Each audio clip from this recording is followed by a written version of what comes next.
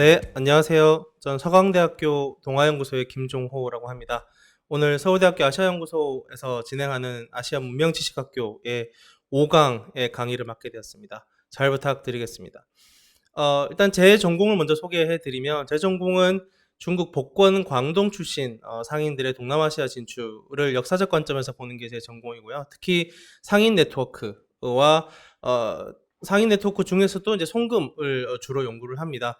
그래서 오늘 제가 그 문명지식학교에서 할 강의는 이제 아시아 역사소에서 화인 디아스포라라고 하는 것이 동남아시아에 어떻게 발생을 했는지, 그리고 그것이 우리 사회에 가져다 주는 의의는 무엇인지에 대해서 강의를 하려고 합니다. 그래서 일단 제가 먼저 그 첫 번째 슬라이드에 사진을 이렇게 했는데, 사진을 보시면 아시겠지만 그 당시 많은 복건과 광동 출신 중국인들이 동남아시아로 건너가게 되는데요. 특히 19세기에서 20세기에 많이 건너갑니다. 그랬을 때 그들이 이런 배에 타고 건너가는 노동자들이 대부분이었고, 이들 노동자들을 특히 고용하는 상인 네트워크가 남중국해를 중심으로 동남아시아와 중국 동남부 지역 사이에 연계되어 있었습니다. 오늘 강의는 특히 그 시기에 이루어졌던 중국 인들의 동남아시아 이주, 그리고 이주하면서 동남아시아의 어떠한 형태의 사회를 형성을 했는지를 몇 가지 케이스를 통해서 보는 식으로 강의를 진행하도록 하겠습니다. 기본적으로 이 화교화인, 그러니까 중국인의 이주라고 하는 것은, 이주라고 하는 그 활동, 현상을 먼저 살펴봐야 될 필요가 있습니다. 그래서 우리 사전적인 의미로 보면 이주라고 하는 것은 뭐 이민이라고 하죠. 이주라고 하는 것은 인간이 어느 장소에서 다른 장소로 이동하는 현상입니다. 그리고 그것이 새로운 지역으로 건너갈 때 있어서 일시적으로 거주할 수도 있고요. 영구적으로 거주할 수도 있습니다. 혹은 목적에 따라 달라지기도 하죠. 거기에 따라서 매우 이주 현상의 특이성 혹은 그 특수성이 매우 달라집니다. 그래서 일시 거주하는 것과 영구 거주하는 건 완전 다른 이야기이기 때문에 그러한 현상들도 역시나 화교화인의 역사에서도 그대로 드러납니다. 그리고 그런 이주는 때로는 개인이 가기도 하고요. 또는 혹은 가족 단위로 가기도 하고, 혹은 우리가 현대사회에서 많이 보는 좀 더 큰 단위의 종족 집단이 한꺼번에 이주를 하는 경험을 하기도 합니다. 그렇게 이주하게 되는 이들은 주로 소위 말하는 이제 거주지를 재조정하는 경험을 하게 됩니다. 그래서 태어난 고향을 떠나서 새로운 정착을 모색을 하기 때문에 그 사이에서 다양한 현상이 일어납니다. 우리가 흔히 가장 직접적으로 볼 수 있는 현상은 소위 말하는 이제 정체성의 혼란이 볼 수 있죠. 우리가 흔히 보통은 우리가 고향에서 태어나서 자라고 클 때까지 이 고향에서 쭉 자라다가 설사 이동하더라도 그들이 속해 있는 국가 공동체 내에서의 이동 정도만 있죠. 사실은 저 역시도 대구 출신인데, 대구 출신으로 서울에 왔을 때에 느꼈던 약간 이질감 같은 것이 있습니다. 심지어 국가 공동체 내에서도 도시 간에 이동하는 데 있어서 그런 정체성까지는 아니지만 약간의 이질감을 느끼는데, 국가 간의 이주, 국가 간의 이민이라고 한다면 매우 다른 형상, 그리고 좀 더 거대하고 근본적인 의미에서의 정체성의 혼란을 겪게 됩니다. 그래서 우리가 흔히 학계에서 이제 이런 이주, 이민 현상을 연구할 때는 관련 용어로 이런 용어들을 쓰죠. 여기 보이는 뭐 에미그레이션, 이미그레이션 뭐 이런 단어들, 디아스포라라든가, 혹은 경계를 건너는 혹은 지역 간 경계를 건너는, 국가 간 경계를 건너는 형태의 변화를 겪게 됩니다. 그럼으로써 뭐 문화적 경계를 건너기도 하고요. 그럼으로써 그들은 건너간 지역에서 소위 말하는 이제 크레올라이제이션 되기도 하고 마지널라이제이션 되기도 하죠. 혹은 이주한 지역에서 그들이 가지고 온 문화적 요소와 이주 지역의 문화적 요소가 혼합되거나 융합이 되어서 소위 말하는 하이브리디티라고 하는 혼종성이 나타나기도 합니다.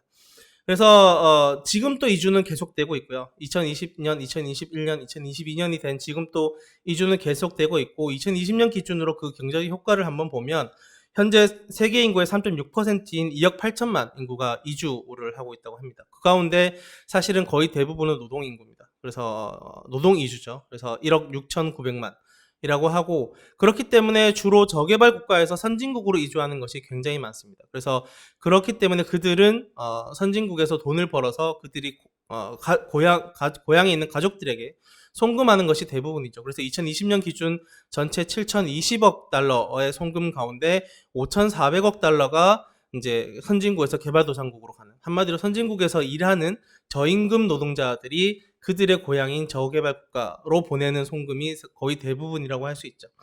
그래서 이러한 이민과 그리고 이민으로 발생하는 소위 말하는 다인종, 다문화 거주지 사회의 형성이라고 하는 것은 우리에게는 사실은 매우 낯선 경험입니다. 그래서 제가 사진에도 이러한 안산의 다문화 거리를 사진으로 했고, 또 여러분들 많이 가보셨을 그 서울의 대림동에 있는 차이나타운 같은 경우에도 이런 경험은 사실 우리에게는 매우 낯선 경험이죠.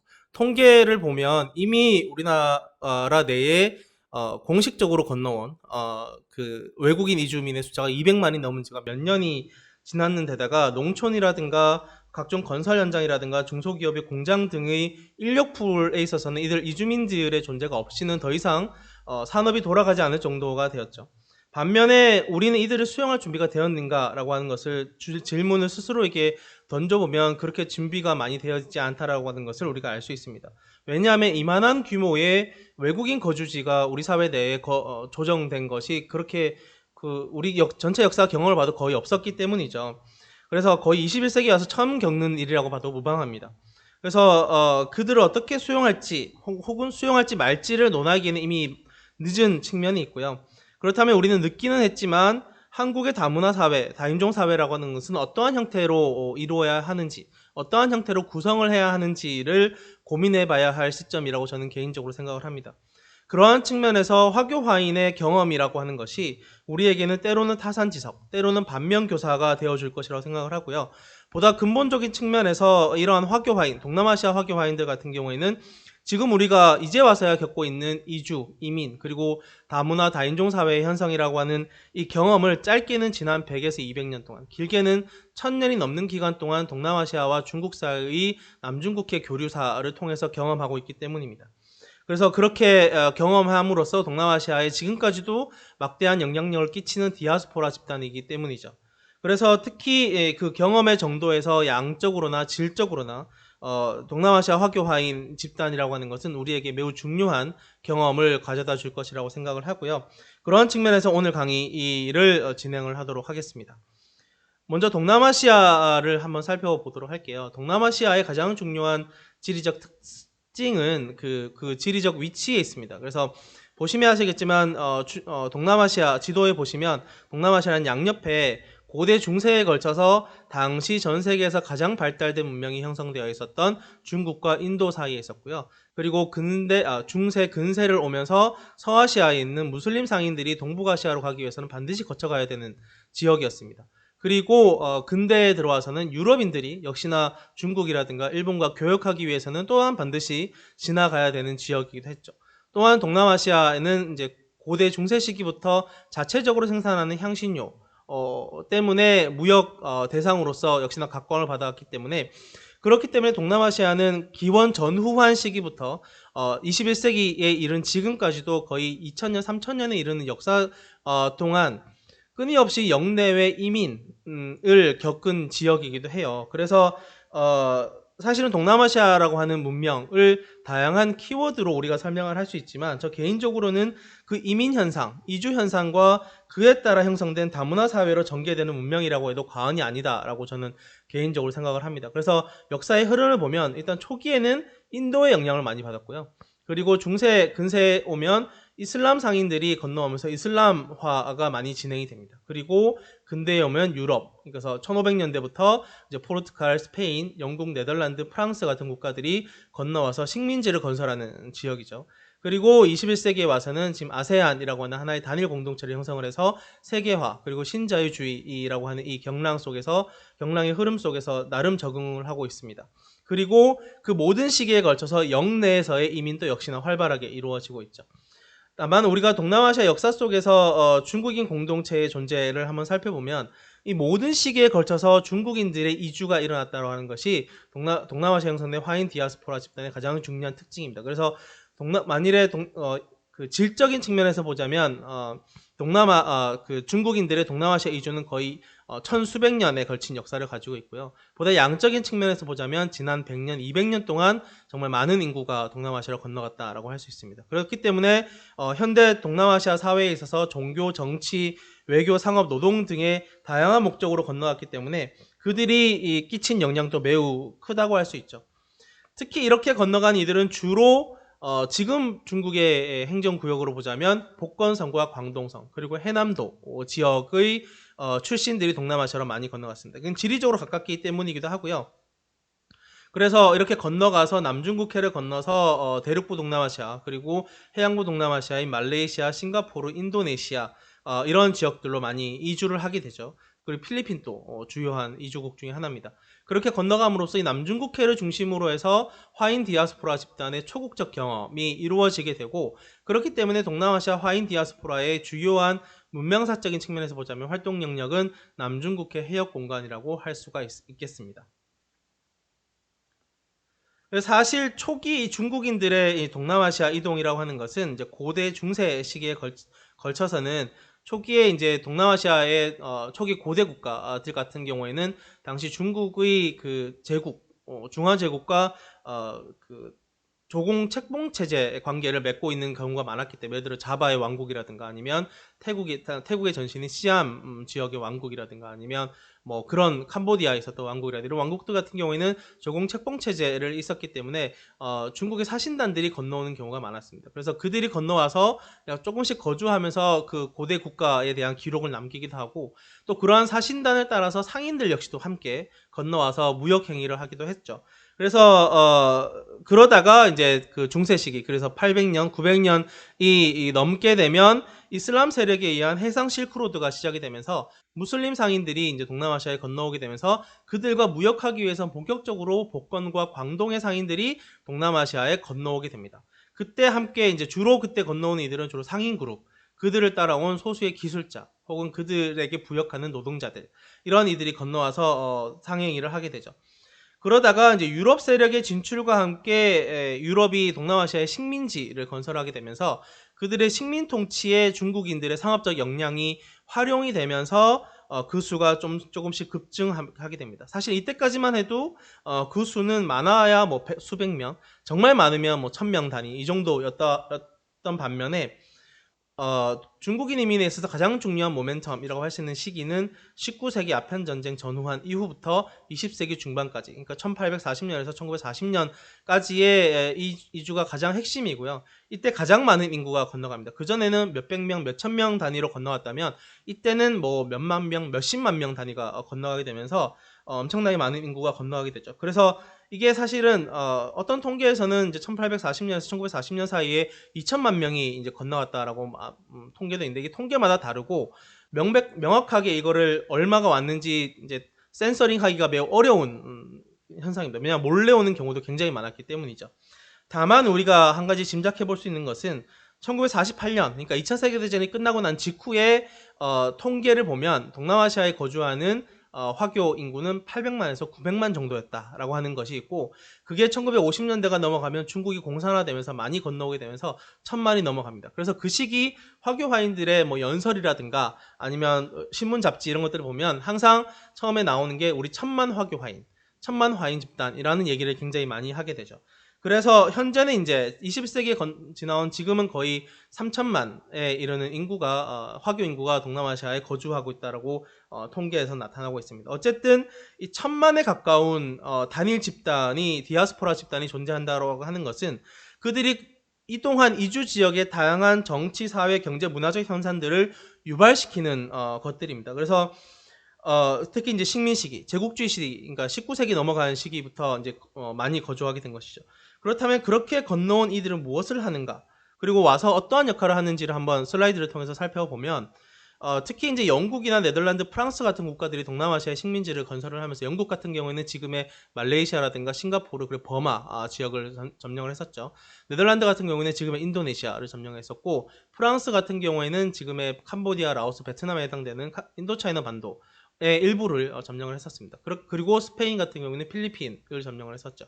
그 시기에 그들이 건너와서 했던 것은 주로 동남아시아에 있는 다양한 1차 산품들, 예를 들어 농작물이라든가 아니면 광산, 광물 자원들을 착취를 해서 그들의 본국으로 가져가거나 아니면 세계 시장에 수출하는 하거나 아니면 영내의 무역에 쓰는 등의 역할을 했었습니다. 그렇기 때문에 중국인 이주자들의 이민의 주요한 패턴은 도시 지역과 농촌 지역으로 건너가게 됩니다.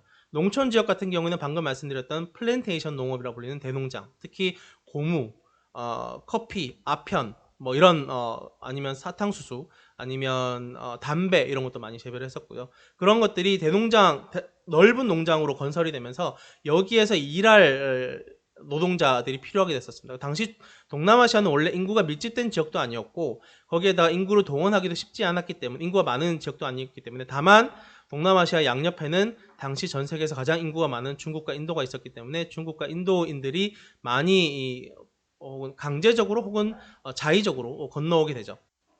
그래서 이렇게 대농장의 농노로 많이 건너오게 되고 또 한편으로는 광산, 주석이라든가 금은이라든가 이런 광산의 노동자로 이주를 하게 됩니다. 이런 노동자 이주가 사실은 이 시기 이민의 거의 90% 이상을 차지하는 대부분이고요. 도시 지역도 많았습니다. 도시 지역도 동남아시아 식민 도시, 예를 들어 싱가포르라든가 버마의 양곤이라든가 아니면 자바의 바타비아, 지금의 자카르타죠. 혹은 필리핀의 마닐라 같은 이런 도시들 같은 경우에는 식민 도시로서 주요 노동자 계층을 이들 중국인들이 형성을 하게 됩니다. 예를 들어 저 사진에 보이시는 인력거라든가 아니면 점원, 아니면 하인, 아니면 부둣가의 노동자들, 아니면 선원 이런 것들로 이제 힘을 쓰는 육체 노동을 하는 일용직 노동자로 많이 고용이 되었었죠. 그리고 이 농촌과 도시의 전체에 걸쳐서 네트워크를 가지고 있는 상인 계급이 있었습니다. 상인 계급은 제가 좀 전에 말씀드렸던 것처럼 일찍부터 건너왔었기 때문에 원래부터 네트워크를 가지고 있었던 데다가 중국인 노동자들이 광대하게 건너오게 되면서 그들을 관리하는 존재로서 유용하게 식민지 정부에 의해서 쓰이게 되죠. 그리고 도시 농촌 간의 화교화인 공동체를 연계하게 되고 특히 농촌에서 대량 생산된 고무라든가 주석이라든가 이런 것들을 도시로 가져가서 도시에서 전 세계 시장으로 수출하는 역할 역시도 화교 상인들이 하게 되면서 또 당시 동남아시아 식민 경제는 거의 화교 상인들이 중간 계층으로서 존재하지 않으면 유지할 수 없을 정도의 경제 구조를 가지게 되죠. 그것이 지금까지도 동남아시아에서 화교들이 경제적인 측면에서는 많이 헤게모니를 장악하고 있는 주요한 이유 중에 하나입니다. 그리고 도시의 주요 인프라 공급자 역할, 예를 들어 상점이라든가 각종 서비스업들 있죠. 그런 것들을 공급자의 역할을 하게 되는 이들도 역시나 상인 인 것이죠. 그래서 상인들 같은 경우에는 도시 농촌 전체에 걸쳐서 한꺼번에 존재하고 이 모든 중국인들의 동남아시아 거주 형태를 이제 결정짓게 된다라고 하는 것을 설명을 드렸습니다. 그리고 흔히 이제 우리가 이제 그 동남아시아로 건너간 중국인들의 이주가 사실 19세기부터 20세기까지 거의 100년에 거친 시기 동안 이루어졌다고 제가 말씀드렸는데 우리가 흔히 이민 현상을 살펴보고 그 원인을 분석할 때는 크게 두 가지 요소를 봅니다. 왜 건너가는가를 생각을 하는 것이죠. 그렇다면 두 가지 요소가 보통 얘기를 해요. 그래서 풀 팩터, 푸시 팩터라고 얘기하는데 풀 팩터라고 하는 것은 그들이 이주한 지역에서 이 이주민들을 왜 끌어당기는가, 그 유인하는 요소는 무엇인가라고 하는 것이고 푸시 팩터는 그렇다면 그들은 왜 떠나가는가, 본국에서 어떠한 요인이 있었길래 그들이 거주지를 재조정하면서까지 해외로 건너가는가를 보는 것이죠. 그래서 먼저 이 시기 노동이민의 풀팩터를 보면 방금 전에 말씀드렸던 영국과 네덜란드 같은 국가들이 내륙 식민지를 건설을 하면서 대농장을 경영을 하게 되고 그럼으로써 방금 말씀드렸던 것처럼 동남아시아에 자체적인 밀집된 인구가 없었기 때문에 인구가 많은 중국인들을 많이 고용을 하게 되죠. 그래서 외부 노동력으로서 중국인 그리고 인도인들도 많이 동원이 됩니다. 그리고 특히 중국인들 같은 경우는 상인 계층을 통해서 혈연, 지연 이런 걸 매개로 해서 통제 가능한 숙련된 노동력이었기 때문에 매우 중요하게 여겨졌던 측면이 있죠. 그리고 푸시 팩터가 중요한데 왜 건너갔는지를 보면 복건성 주로 많이 건너갔던 지역 중에 하나가 복건성 지역인데 복건성 같은 경우에는 지리적 영향이 매우 큽니다. 복건성은 이제 북부 지방에 무이산이라고 하는 거대한 산맥이 있어가지고 농사 짓는 것이 매우 부적절했어요. 그래서 이슬람 상인들이 진출했을 때부터 이미 남부 지역의 천혜의 항구, 예를 들어 취안저우라든가 샤먼이라든가 장조 이런 항구 도시들을 통해서 일찍부터 진출을 했던 측면이 있었죠. 그리고 또한 이제 19세기에 들어오면 중국 청나라 말기죠. 청나라 말기가 되고 내부 정치적으로 매우 혼란하게 됩니다. 여러분들 잘 아시는 태평천국 운동이 일어나게 되면서 각종 이제 전쟁 화마에 휩싸이게 되고 또 관료들이 매우 부패하게 되면서 많이 돈을 뜯기게 되죠, 세금으로. 또한 각종 자연재해, 이거 있고 농작물을 재배하는 데 있어서도 역시나 많이 피해를 보고 그랬기 때문입니다. 그렇기 때문에 결과적으로는 먹고 살기 힘들었기 때문에 건너간 것이죠. 경제적 궁핍입니다. 그래서 이때 건너간 화교 노동자들의 가장 중요한 특징은 이들이 영구 거주하려고 가는 것이 아니라 지금 우리 내에 있는 외국인 노동자와 마찬가지로 내가 한 3, 4년 혹은 4, 5년 열심히 일해서 돈을 모아서 금이 환영하겠다라고 하는 목적, 혹은 여기서 일하는 돈을 다 가족들에게 바침으로써 내 자식을 교육시키겠다, 혹은 내 부모님을 부양하겠다라고 하는 이런 목적으로 건너가는 이들이 대부분이었죠. 그러다가 이제 가장 결정적인 요인 중에 하나가 바로 청나라의 태도 변화입니다. 원래 청나라는 내부의 백성들, 그들의 신민이 해외로 건너가는 것을 금지시켰습니다. 그러면 우리 중화와 황제의 은혜가 이렇게 천하에 만방한데 감히 이 중화제국을 버리고 다른 데서 먹고 살겠다고 건너간단 말이냐라고 하는 이러한 관점에서 건너가는 이들은 무조건 다 차명이었어요. 그걸 도와주는 이도 차명이고, 그걸 그대로 보고만 있었던 관리도 차명한다라고 하는 것을 가지고 있었죠. 그러다가 1940년이 되면 이제 아편 전쟁과 남경 조약이 펼쳐지게 되면서 점차 동남아시아를 비롯한 서구 제국과 이제 접촉면이 넓어지게 돼요. 그럼으로써 특히 이제 복건과 광동 지역의 지방 관료들을 중심으로 해서는 동남아시아로 건너갔던 이들 가운데 많은 상인 계층들 혹은 노동자로 건너갔어도 운이 잘 맞아서 돈을 벌게 되는 이들도 생겨나기 시작합니다. 소위 말하는 상인 가문들이 생겨나기 시작하죠. 이들의 상인 가문들은 돈을 벌면 그냥 있었던 것이 아니라 그들의 고향인 복건과 광동 지역의 도시를 그들이 사는 근대 도시처럼 만들기 위해서 각종 투자를 단행하게 됩니다. 이게 또 현 지역에 있었던 그 지방 관료들에게는 새로운 세계를 제공해 주는 것이죠. 그럼으로써 끊임없이 당시 청나라 황제에게 상소를 올립니다. 동남아시아에 있는 화교 화인들이 돈이 많다. 이들 돈이 많아서 이들이 가져다 주는 돈이 지역사회에 매우 많은 도움이 되고, 이들을 우리 신민으로 인정을 해주게 된다면 우리가 지금 여러 서구 제국에 의해서 밀리고 있지만 그것을 어느 정도 만회할 수 있을 것이다 라고 하는 식으로 계속 상소를 하게 되고, 그래서 지방 관료들도 인식을 하게 되죠. 그럼으로써 이제 소위 말하는 이 해외에 있는 우리 중국 화계 화인들 역시도 근대적 국민 개념으로 보게 되는 관점이 서서히 생겨나게 되고, 가장 결정적인 것 중에 하나가 바로 싱가포르의 영사 파견이 1877년에 이루어지게 되고, 또한 1893년에 해외여행의 자유화가 일어나게 됩니다. 그럼으로써 19세기 말이 되면 그 동남아시아를 건너가는 이주 이민이 기하급수적으로 늘어나 있죠. 특히 19세기 말 20세기 초가 가장 많이 늘어나는 시기라고 할 수 있습니다. 그래서 이러한 것을 볼 수가 있고, 그 과정에서 그 이전까지는 사실은 해외에 거주하는 중국인들 아예 없는 백성으로 취급을 했었어요. 그래서 그러다가 새롭게 인식하게 되면서 해외에 거주하는 중국인들을 지칭할 용어가 필요하게 되는 것이죠. 그래서 청조의 경우에는 원래 방금 말씀드렸던 것처럼 이들 해외에 나가 있는 거주하는 백성들을 거의 비민시했기 때문에 이들을 국가의 제도권을 끌어들이기 결정한 이후에는 다른 용어를 제정을 할 필요성이 생겨나게 됩니다. 그럼으로써 이제 이러한 맥락에서 19세기 후반, 20세기 초반에 청조가 이제 국조법을 성립하면서 정립한 용어가 바로 화교라고 하는 용어입니다. 그래서 화라고 하는 용어는 그 민족을 얘기하는 것이죠. 화인 것이고, 교라고 하는 단어는 원래 이제 위진남목조 시대 때부터 쓰이던 단어라고 하는데 일시적으로 거주하는 사람을 의미한다고 해요. 그래서 화교라고 하는 의미 자체는 중화인으로서 다양한 목적으로 해외에 잠시 머무르는 일을 의미하는 것이죠. 그래서 화교라고 지칭되는 이들은 귀향 혹은 귀국을 담보로 잠시 머무르기 위해서 동남아시아라든가 홍콩이라든가 미주 지역으로 진출해서 무역과 노동에 종사하는 중국계 이주자를 의미하게 된 것입니다.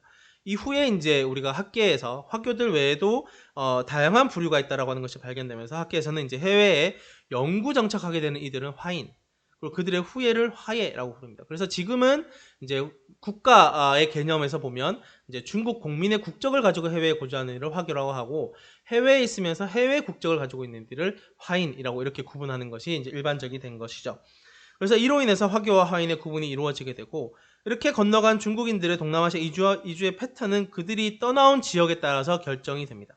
이러한 지역들은 대부분 사실은 그동안 중국의 중앙 정권으로부터 소외된 변경 지역이었죠. 그래서 복건성, 광동성, 해남성 같은 경우에는 보통 이제 화북지방이라 불리는 북경 지역이라든가 개봉 지역이라든가 서안 지역, 이런 지역과는 사실은 멀리 떨어져 있었기 때문에 예전부터 사실은 변경 지역으로 여겨진 측면이 있었습니다. 그래서 그렇기 때문에 이 지역은 지역성이 강해요. 지역성이 강하고, 심지어 성 사이에서도 지역성이 매우 강하고, 심지어 어느 정도 다르냐면 언어가 다를 정도입니다. 같은 한자를 쓰지만 언어가 거의 다르다고 할 수 있죠. 그래서 흔히 이제 우리가 동남아시아로 건너가는 중국인 이주민을 분류할 때는 크게 5개의 방언 그룹으로 분류를 하는데, 첫 번째 방언 그룹이 이제 복건 지역, 사진에 보이시는 복건 지역 사람이고, 광동 지역 사람이 있고, 광동 지역 내에서도 이제 광저우를 중심으로 한 그 지역을 이제 광동이라고 하고, 광동서 북부 지역에 보면 차오쩌우 샨토우라고 하는 지역이 있어요. 이 지역 사람들은 이제 조주 지역 사람들이라고 하고, 혹은 복권성과 광동성 전체에 걸쳐 있는 객가 집단이 있습니다. 그리고 해남도에서 건너온 해남도 사람들이 있죠. 제가 여기 슬라이드에 다양한 용어를 써놨는데, 보통은 지금은 우리가 복건, 광동, 조주, 객가, 해남이라고 하면 중국의 지금의 표준어인 보통화로 한다면 푸젠, 광동, 차오쩌우, 커지야, 하이난 이렇게 되지만, 각자 지금 동남아시아나 아니면 미국이라든가 유럽의 아마 화교, 역사가 오래된 화교 식당이나 이런 데 가보시면 그런 보통화 쓰는 경우는 별로 없습니다. 그래서 보통은 이제 그들의 방언 집단의 스스로의 네이밍을 가지게 돼요. 복권 같은 경우에는 호키엔, 광동 같은 경우는 광저우를 중심으로 한 광동 지역 같은 경우에는 캔터니즈, 아니면 차오쩌우 중심은 떼오추라고 한다던가, 객가 지역은 하카라고 한다. 하이난은 그대로 하이난이에요. 그렇게 됩니다. 그래서 사실은 제가 이 사진에 보여드렸지만, 동남아시아나 이런 데 여행하셨을 때 뭐 어떤 푸드코트나 아니면 캔틴 이런 데 가셨을 때 식당이 여러 개 있을 거예요. 여러 개 있는 가운데 뭐 호키엔 누들 있으면 이제 복건 지역 사람들의 그거다. 아니면 떼오추 볶음밥이라고 하면 떼오추 사람들의 그거다. 아니면 우리 한국에도 있는 걸 알고 있는데 그 크리스탈 제이드 그 딤섬으로 유명한 식당인데 그것도 캔터니즈 중심의 그런 겁니다. 그리고 객가도 유명하고, 특히 싱가포르 같은 경우에는 하이난 사람들이 주로 쿠진을 많이 정립을 했었죠.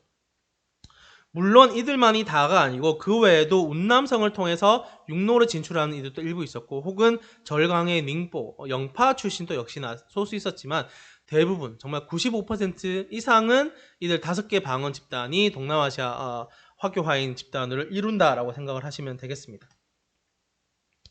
그래서 그들은 어떻게 이민을 가는지를 한번 살펴보시면, 보통은 몇 가지 이제 방법이 있습니다. 첫 번째, 가장 이제 전형적이면서 가장 많이 쓰였던 방법이 소위 말하는 혈연 지연 동향 조직에 의한 이민이죠. 그래서 예를 들어 뭐 중국 복건성이라고 한다면, 복건성 이민 지역 사회에는 이민 브로커들이 있었습니다. 이들을 객두라고 불렀는데, 이 객두라고 불리는 이들이 사실은 이민 브로커이기도 하고, 혹은 왔다 갔다 하면서 이제 소무역상, 보따리 장사를 하는 이들이기도 했었어요. 그래서 이민자들의 선배 이민자이기도 했기 때문에 이들이 보통 그들의 고향 지역에 갑니다. 고향 지역에 가서 동네에 있는 이제 할 일 없이 놀고 있는 청년들을 모아서 우리가 건너가면 이러이러한 혜택이 있고, 이러이러해서 성공한 사람들도 있고, 이런 식으로 장밋빛 미래를 펼쳐주면서 그들을 모집을 하죠.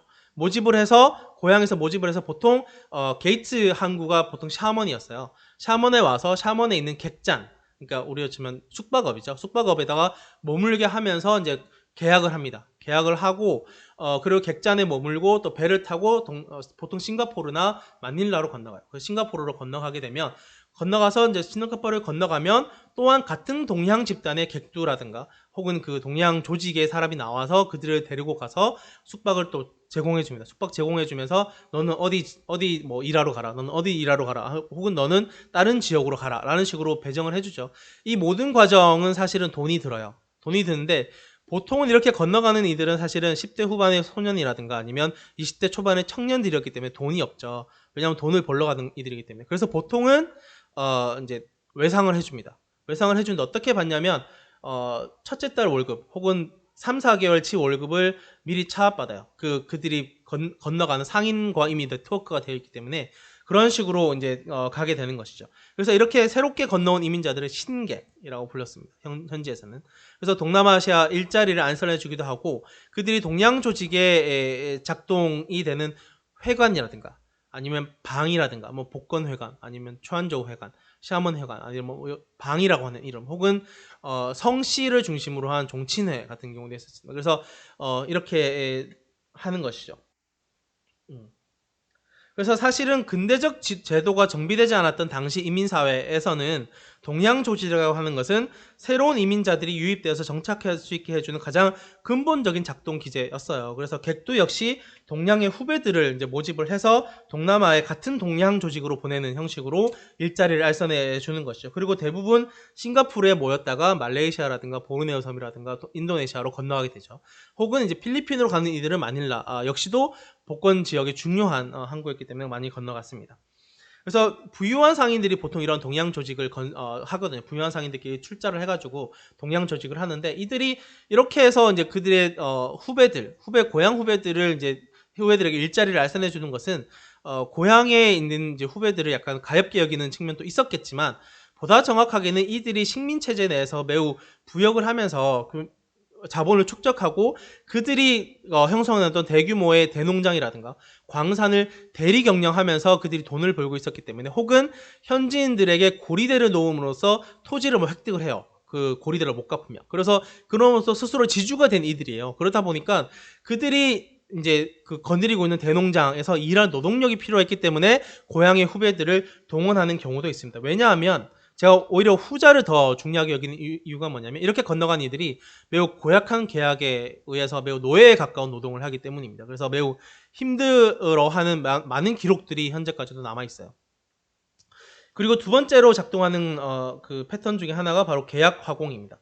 그래서 indentured labor contract라고 하죠. 그래서 동양 조직에 의해서 발생하는 자발적 이민자들이 이제 맺는 노동 계약인 반면에, 이제 계약 화공은 이제 그 현지 상인들에서 동원돼서 유럽 제국과 이렇게 유럽 제국의 상인들과 계약을 통해서 건너가게 되는데, 사실 원래 서구 국가들 같은 경우에는 동남아시아를 제외한 다른 지역에서는 주로 우리가 잘 아는 흑인 노예 무역을 통해서 그들의 식민지 노동력을 확보하는 모습을 보이는데, 동남아시아 같은 경우는 자원 착취를 위해서 동원하고자 하는 중국인들에 대해서 계약을 통해서 이제 노동 고용을 선호하게 됩니다. 그래서 대농장이라든가 광산에서의 노동이 일종의 숙련된 노동력이 필요했고, 또한 중국인 상인들이 중간에 있었기 때문에 역시나 계약을 했었죠. 다만 그 계약의 내용은 매우 피고용인에게 불리한 내용들이었습니다. 그래서 형식만 개혁이지 사실은 그 대우라든가 처우는 거의 노예의 다름 아니었던 것이죠. 처벌이라든가 노동 강도, 시간, 복지, 감금, 구속 등과 같은 불리한 조건들이 형성이 되어서 심지어 당시 이러한 계약 화공들을 쿨리 무역이라고 불렸습니다. 그리고 세 번째는 이제 드물긴 하지만 있었던 방법 중에 하나가 불법적 방법입니다. 그래서 특히 동남아시아에 있는 제국 국가들은 대농장이나 광산에서 일할 노동력이 매우 필요했기 때문에 중국인 상인들, 여기는 상인들이긴 하지만 다른 한편으로는 도적 집단이긴 해요. 그들과 이제 역시나 계약을 맺고 불법적으로 납치하거나 아니면 협박을 가해서 데려온다거나 아니면 속여서 데려온다거나 이런 식으로 해서 이민자들을 데리고 가는 것이죠.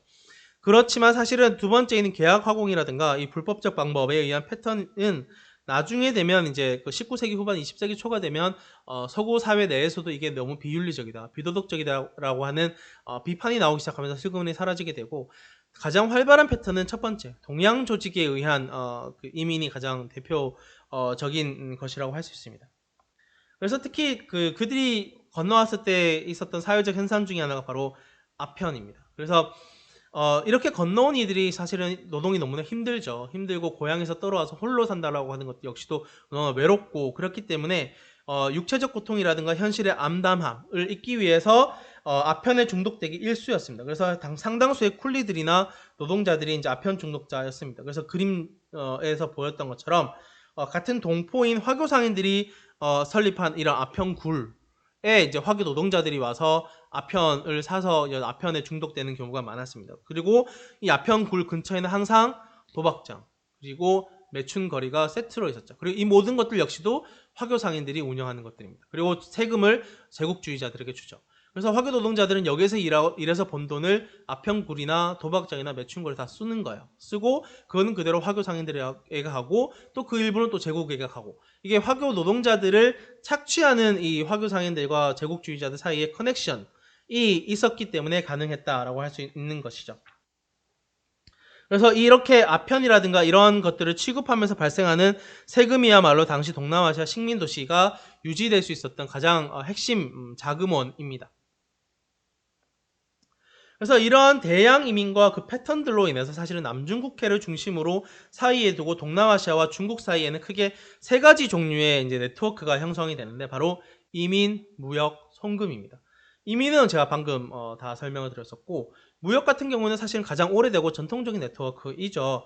가장 전형적인 형태는 이제 원래 이제 중세 시기 이슬람 상인들이라든가 초기 유럽인들과 상대했을 때는 중국의 럭셔리 아이템들, 예를 들어 차라든가 도자기, 비단 이런 것들을 이제 동남아시아에 가지고 와서 동남아시아의 향신료를 바꾼다든가 아니면 유럽인들이 가지고 오는 은과 바꾼다든가 하는 식으로 무역을 했던 반면에 이것이 이제 고대 중세 시기에 있었던 무역이죠. 그러다가 유럽 식민 시기에 건너오고 19세기 넘어가게 되면 화교 인구가 늘어나면서 새로운 무역 형태가 나타나는데 바로 이게 화교 인구가 수십만, 수백만이 여기 거주하게 되면서 그들이 쓰는 일상생활용품. 왜냐하면 이들은 여기에 영국 정착하려고 온 것이 아니라 보통은 3년, 4년 머물다 가려기 때문에 있던 옷이라든가 아니면 거주하는 집이라든가 집에 쓰는 식기라든가 이런 건 대부분 그냥 그들의 고향에서 쓰던 거 그대로 쓰는 경향이 강해요. 그러다 보니까 이런 일상생활 용품의 무역이 소무역상들을 중심으로 많이 일어나는 무역 네트워크가 새롭게 일어났다고 하는 것이죠. 그러나 무엇보다 제가 개인적으로는 물론 제 전공이기도 하지만 무엇보다 가장 중요한 네트워크는 저는 개인적으로 송금이라고 생각을 합니다. 사실 송금이야말로 청조 후반 그리고 이후에 이제 신해혁명 이후에 중화민국 시기 손문이라든가 아니면 장개석 이러한 이들이 화교화인들의 경제적 역량에 크게 주목하게 되는 가장 중요한 이유 중에 하나입니다. 19세기 후반에서 20세기 초중반에서 거의 100년 동안 이루어진 화교화인의 동남아 이주는 제가 방금 말씀드렸던 것처럼 유럽 제국주의에 의한 이제 노동력 동원이었고 그런 노동력들은 대부분 가난한 궁핍한 생활을 벗어나기 위해서 건너가죠. 그러다 보니까 여기에서 내가 4, 5년 바짝 벌고 고향에 금이 환영하겠다. 혹은 내가 여기서 벌어서 매달 버는 돈을 가족들에게 보냄으로써 내 자식을 교육시키고 부모님 부양하겠다라고 하는 목적이 강했기 때문에 주로 이들은 동남아에서 번 돈을 노동으로 번 돈을 그대로 본국의 가족 친지에게 보내는 경향이 강합니다. 그렇기 때문에 이주가 수십만 수백만 원으로 늘어났다라고 하는 것은 그만큼 송금이 늘어났다라고 하는 것을 의미하기도 하죠. 그래서 예를 들어 뭐 우리가 제가 방금 말씀드렸던 것처럼 1940년대 후반이 되면 화교 인구가 거의 1000만에 가깝게 달한다고 했는데 뭐 예를 들어 특정 동남아시아에서 500만 의 노동 인구가 한 달에 $10씩만 모으도 그게 5천만 달러가 가는 거잖아요. 그러다 보니까 이 대량의 자금이 거기에다 이건 다 외환이에요. 왜냐하면 영국 식민지라든가 네덜란드 식민지라든가 프랑스 식민지에서 거기에서 현지에서 쓰이는 식민지 화폐 그리고 식민지 화폐는 그 세계 시장에서 세계 화폐에 링크되어 있거나 아니면 근본이제로 링크되어 있었기 때문에 이게 다 외환입니다. 외환이 그대로 이제 중국 땅으로 들어가게 되는 것이기 때문에 이게 매우 중요했죠. 그래서 사실은 청말 아편전쟁 이후 그리고 중화민국 전 시기에 걸쳐서 중국은 서구 그 상인들 서구 제국과 무역하는 데 있어서 심각한 무역 적자를 겪습니다. 그래서 이 무역 적자를 어느 정도 메워주는 역할을 해요. 국가 경제 측면에서 보자면. 그래서 제가 여기 보이시는 이제 표를 보시면 이제 얼마나 막아주었는지를 이제 보전을 해줬는지를 썼는데 이게 사실 19% 뭐 20% 이런 게 많지 않아 보이지만 사실은 몇 억에 가까운 중국 전체의 경제에 있어서 이 정도의 무역 적자를 보전해 단순히 이제 복권 광동 출신 화교 송금으로 이제 어느 정도 커버가 된다라고 하는 것은 당시 중앙정부 입장에서는 매우 중요한 이제 외환 소스였다고 할 수 있죠.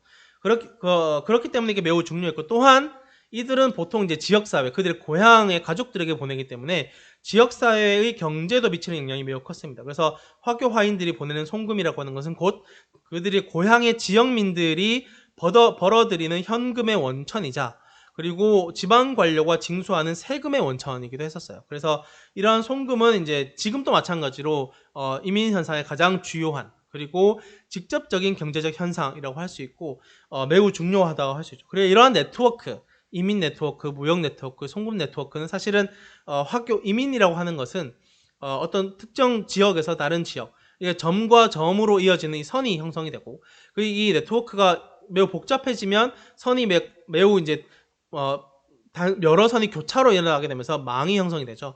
이게 소위 말하는 네트워크라고 할 수 있는데 화교도 같은 경우에는 이 수백 년 동안 걸친 이 네트워크야말로 그들에게는 삶의 원천이었습니다. 그들이 사실은 청나라 말기까지도 거의 이제 본국이 없이 현지에서 생활을 했었기 때문에 심지어 이제 중화민국 시기에 가서도 본국이 그들에게 뭔가 도와준 것은 없어요. 왜냐하면 중화민국 역시도 그 서구 제국에서 끊임없이 주권을 침탈당하고 있는 상황이었기 때문에 오히려 현지 엘리트들은 돈이 많은 화교들이 본국을 도와주기를 바랬죠. 도움을 주려고 하기보다는. 그렇기 때문에 그들은 끊임없이 스스로 이제 지역성을 더 강하게 가지고 있고 내셔널리즘이라고 하는 것을 좀 희박하게 가지게 되는 형태의 디아스포라 집단이 되는데, 그러한 디아스포라 집단에게는 이런 네트워크야말로 그들에게는 바치오 논이었다고 할 수 있죠. 그러한 측면에서 네트워크야말로 매우 중요하다라고 할 수 있습니다. 그래서 이러한 이들이 이제 그 수백만 혹은 뭐 수백만 이들이 동남아시아로 건너가게 되면서 그전에는 사실은 뭐 수백 명, 수천 명 건너갔을 때는 보통 그들끼리 거주지를 형성하긴 하지만 현지에 매우 잘 적응을 해야 되는 측면이 있었어요. 왜냐하면 소수기 때문에. 그러나 인구가 수십만으로 늘어나게 되면서 그들 내부에 그들끼리 사회를 형성하게 됩니다. 디아스포라 집단 내부에서. 그러다 보니까 다양한 계층 간 구조가 발생하게 되고 그 계층 간 구조 내에서도 다양한 갈등과 다양한 현상들이 발생하게 되죠. 일부를 한번 살펴보시면 그 지역에 따라 사실은 계층 간 이제 계층적으로 그 단계적으로 구조가 생겨나게 되는데, 가장 첫 번째는 혈연, 그리고 지연, 더 넓게는 이제 민족을 상상하게 되죠.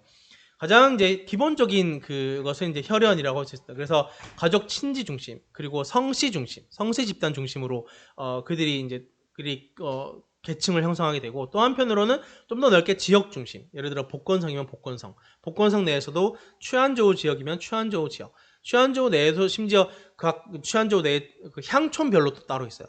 그런 식으로 이제 매우 세분화되는 지연 중심, 이게 소위 말하는 회관이니 방이니 이러한 집단이라고 할 수 있고, 이게 더 늘어나게 되면 이제 신해혁명이 일어나게 되고 중국의 공화정이 생겨나게 되고 중화민국이라고 하는 국가가 생겨나게 되면서 중앙정부가 끊임없이 화교들에게 이들에게 중화민족이라고 하는 내셔널리즘을 심어주기 위해서 굉장히 노력을 합니다.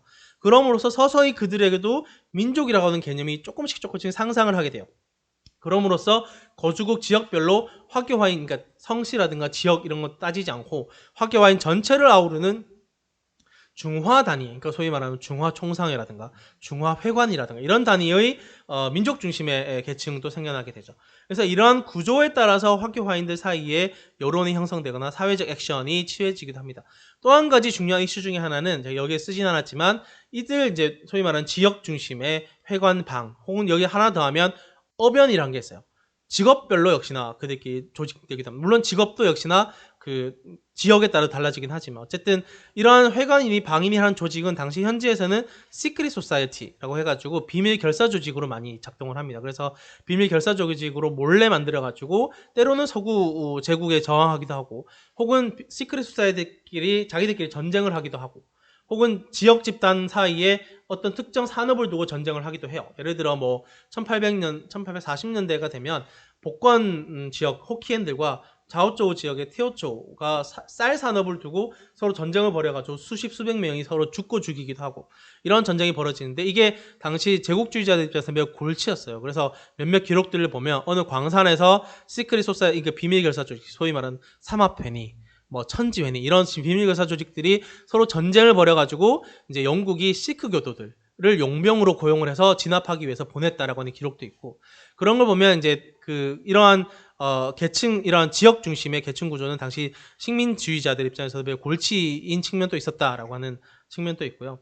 또 하나는 이제 대량 이민이 이루어지게 되고, 그리고 이민의 역사가 매우 길어지게 되면서 이민 그룹들 사이에서도 세대 갈등이 생겨나기 시작합니다. 그러니까 올드 제너레이션과 이제 영 제너레이션이 생겨나기 시작하는 것이죠. 그래서 구이민 그룹이니 신이민 그룹이니 생겨나게 됩니다. 그래서 구이민 그룹을 흔히 페라나칸, 이제 말레이나 이제 인도네시아 지역에서는 페라나칸이라고 했고, 신이민 그룹은 이제 방금 말씀드렸던 신객 혹은 뭐 현지에서는 싱커라고 불리기도 하고, 혹은 여기에 제가 썼던 토톡이라고, 인도네시아 지역에서는 토톡이라고 불렀어요.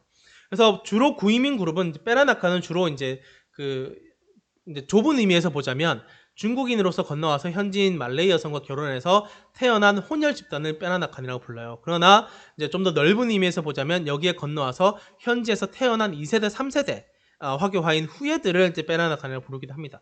어쨌든 그렇기 때문에 이들은 보통은 현지에서 부유한 상인 집단입니다. 그리고 중산 계층이고 적응이 이미 완료됐어요. 현지에서 제국들이 쓰는 뭐 네덜란드어다, 영어 이런 것들 능통하고 현지어도 능통, 오히려 중국어를 못하죠.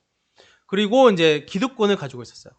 그리고 또 이제 영국의 네덜란드 같은 식민 국가들은 말레이시아나 인도네시아에서 각 지역별로 이제 지역 그 도시 식민 도시 내에 종족별로 따로 거주 구역을 설정해주고 그 종족의 대표를 따로 선임할 수 있도록 해줬습니다. 이들을 소위 말하는 카피탄이라고 하는데 이걸 뭐 영어로 하면 캡틴이죠. 그래서 카피탄이 생겨나게 되고 이런 카피탄들을 주로 이를 페라나칸이라고 하는 이제 2세대, 3세대의 부유한 상인 계층들이 형성하게 되죠. 신이민은 제가 방금 말씀드렸던 19세기 후반 20세기 건너오게 되는 노동이민자들, 이들은 보통 3, 4년 일하고 돌아갈 것이다 라고 생각하기 때문에, 그렇기 때문에 이들은 주로 건너오게 되고 보통 이제 페라나칸과 같은 구이민자들의 그 피고용인이죠. 그들로부터 노동 착취를 당하기도 하고 도시라든가 이런 농촌 지역에서 하위 계층을 형성하게 됩니다. 그리고 이제 이 카피탄 시스템이라고 하는 것은 그들끼리 나름대로 공관이라고 하는 공적인 이제 관청을 설립을 하기도 하고 전체 중국인들을 관리하는 것을 위임받기도 해요. 그래서 이것은 사실은 전근대 동남아시아 해상 교역의 전통이기도 하고 유럽 세력에 의해서 공식화, 네이밍 되었죠. 그래서 이 카피탄 시스템을 통해서 대량 이주된 중국인들을 중국인 스스로 관리하도록 이제 통제를 용이하게 한 것이죠. 다만 이렇게 됨으로써 사실 이 카피탄은 이제 말씀드렸다시피 다양한 의미로 용어로 지역마다 다르게 쓰이기도 해요. 예를 들어 싱가포르에서는 추캉이라고 쓰이기도 하고 아니면 바타비아 지역에서는 제가 오른쪽에 쓴 그 사진처럼 마요르라고 불리기도 합니다. 어쨌든 그렇기 때문에 이 카피탄을 중심으로 한 구이민 그룹과 신이민 그룹 사이에 갈등이 일어나게 돼요. 이게 소위 말하는 이게 약간 자본주의, 자본가와 노동자 계층 사이의 갈등이기도 해서 나중에 독립하고, 그러니까 2차 세계대전이 끝나고 나니 냉전이 시작되게 되면 이들 사이에 약간 냉전을 중심으로 이데올로기 갈등으로도 번지기도 합니다. 이 구이민 그룹과 신이민 그룹 사이에. 그래서 구이민 그룹은 현지에 충분히 적응을 했고 신이민 그룹은 중화민족이라고 하는 내셔널리즘 정체성을 매우 강하게 가지고 있으면서 또한 노동자 계층이라고 하는 사회주의적인 요소도 가지고 있으면서 끊임없이 대립을 하게 되죠. 특히 싱가포르가 그게 굉장히 격렬하게 대립한 지역 중에 하나였어요. 그래서 리콴유가 나타나서 독립을 하기 이전까지만 해도 이 사회주의에 근간한 노동자 계층과 엘리트 계층 사이에 매우 갈등이 엄청나게 많이 일어난 지역이기도 했습니다. 또 한 가지 중요한 차이 중에 하나는 세대 간 차이입니다. 이 구이민자들도 역시나 그들의 화교 후예들이 생겨나게 되죠. 예를 들어 뭐 10대, 20대에 그들의 자식 계층이 생겨나게 되는데 이 자식 계층들은 서구식 교육을 받아요. 서구식 교육을 받고 그럼으로써 소위 말하는 내셔널리즘이라는 것이 무엇인지, 국가라고 하는 것이 무엇인지라고 하는 서구 개념으로 받아들이게 되면서 그럼 나는 무엇인가 라고 하는 것을 생각하게 돼요.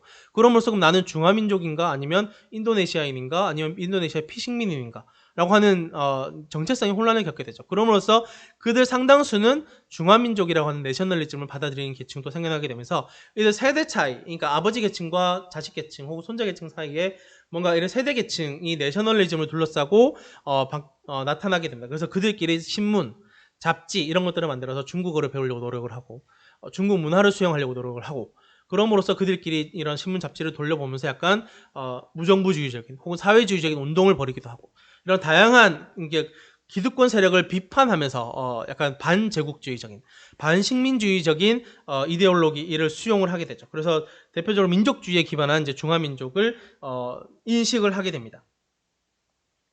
그래서 이처럼 이제 백수십 년에 달하는 화인 디아스포라의 형성 과정에 있어서 혈연 지연 기반을 하는 이제 내부 분화는 일종의 전통적인 그 계층 구조로 할 수 있고 제가 방금 말씀드렸던 구이민 세력과 신이민 그룹 사이의 자본과 노동자 계층 사이의 갈등이라든가 아니면 세대 사이의 내셔널리즘을 둘러싸는 갈등 같은 경우는 매우 근대적인 형태의 계층 분화입니다. 그래서 이러한 것들이 다 혼재한 것이 당시 화교 화인 사회의 사회 구조였다라고 볼 수가 있는 것이죠.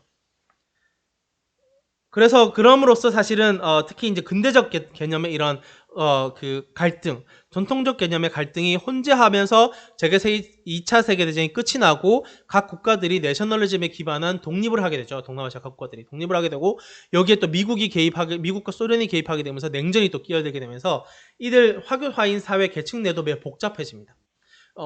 혈연 지역 기반한 계층 그리고 노동자 자본가가 기반한 계층, 세대 간 기반한 계층이 섞이게 되면서 매우 혼란한 혼종의 단위가 되고, 누구는 중국으로 건너가기도 하고, 또 누구는 공산화된 중국으로 다시 건너오기도 하고, 또 누구는 또 좀 더 중립지역인 홍콩으로 다시 건너가기도 하기도 하고, 혹은 미국으로 건너가기도 하고, 유럽으로 건너가기도 하는 등의 재조정, 인구 재조정이 벌어지는 형태가 역시 그 씨앗이 이 19세기, 20세기 초반 화교화인 사회의 사회 구조에서도 볼 수 있다라고 하는 것이죠.